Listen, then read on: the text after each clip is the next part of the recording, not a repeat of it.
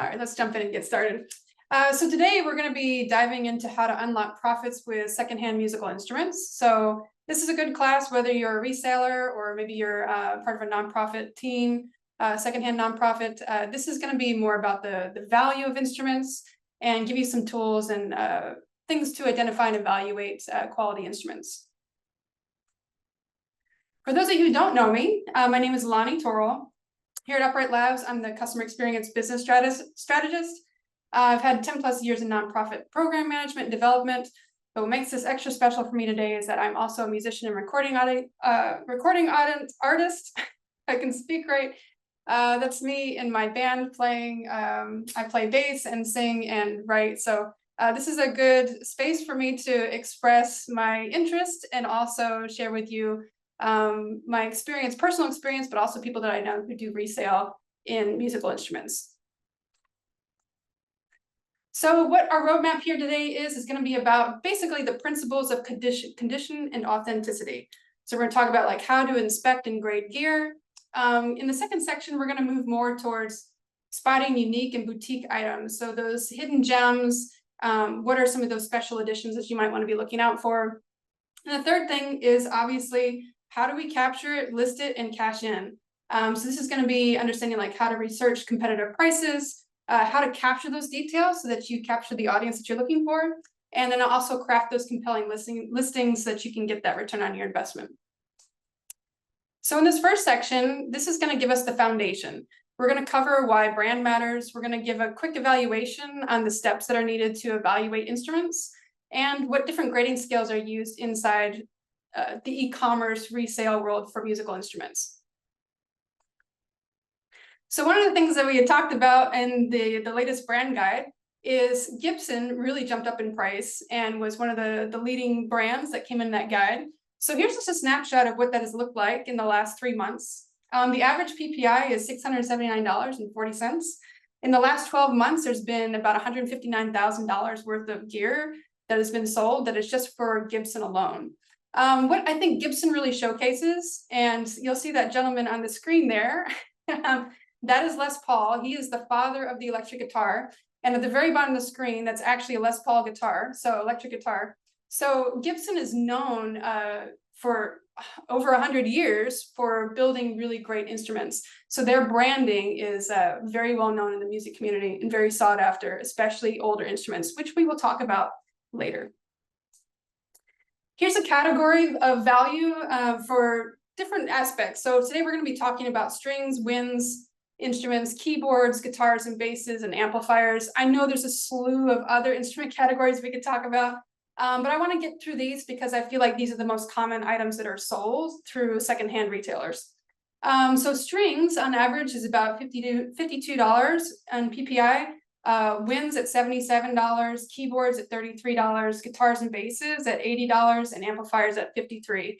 Now, obviously, these are average PPI, so we're going to have opportunities for highs and opportunities for lows because each one of these categories has obviously very vintage, high quality instruments that can be sold, but also there are lower end brands that exist as well, which can still contain some value.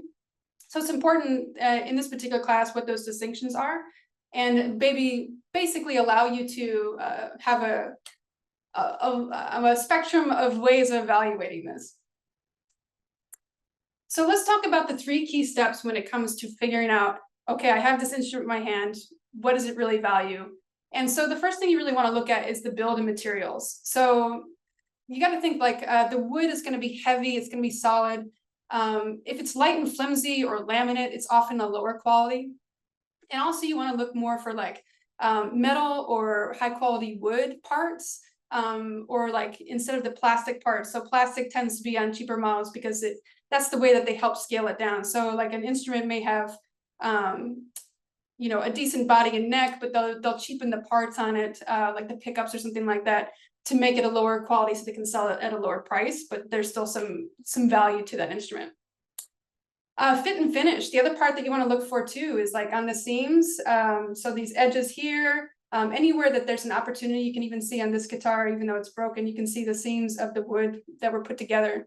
You want to see like even finishes. You don't want any major warping. Sometimes on the necks, they can get, if they've been sitting in a low quality area for a long time, this affects acoustic instruments, especially like violins or cellos or acoustic guitars like this. You know, the necks will become warped because of maybe there's too much moisture, or they can even twist on themselves. So be on the lookout for things like that. The other thing that you want to look at is wear and damage. So obviously surface scratches or maybe certain dings or nicks are going to happen over time, or even some light tarnishing on like brass instruments. But you really want to be aware of like, okay, are there any cracks, any bent parts, corrosion, missing knobs on occasion can also be an issue. We can talk a little bit more about that later. But really, it's about like, okay, what are the qualities of this instrument? You know, am I looking at the woods? I'm looking at the craftsmanship, and then we're checking out the damage. So let's talk about a grading scale here.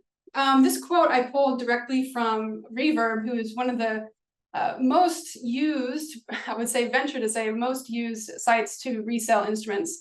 Obviously, eBay, Shop Goodwill has a high amount of instruments that sell through there, but they're kind of known as like an industry leader in a lot of ways. But one of the things to take into consideration is like, quote, condition and the factors that determine a musical instrument are contingent on the type of gear you're talking about.